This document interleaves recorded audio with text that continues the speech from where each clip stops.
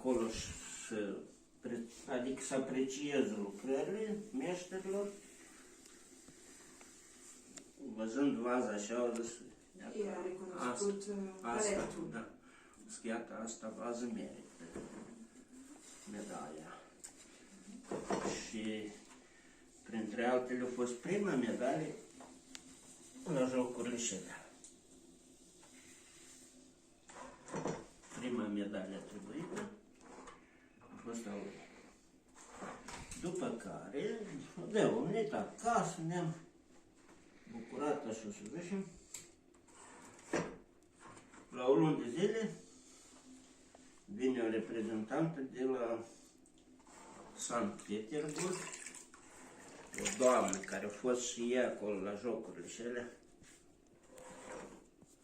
Ne-au vizitat acasă, am stat așa de vorbă, am mai discutat și la urmă ea ne spune, iată, să vă organizăm niște expoziții pe la Petersburg, numai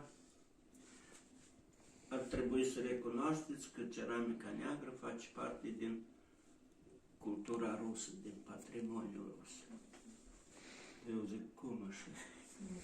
Cum așa? Eu nu pot spune așa ceva. Așa se fură. Da.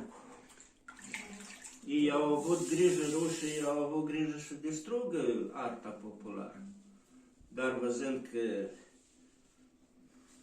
vedeți, până la urmă au simțit că era nevoie de așa ceva. Dar ca atare, deși să zic că e din cultura rusă, dacă nu este așa ceva.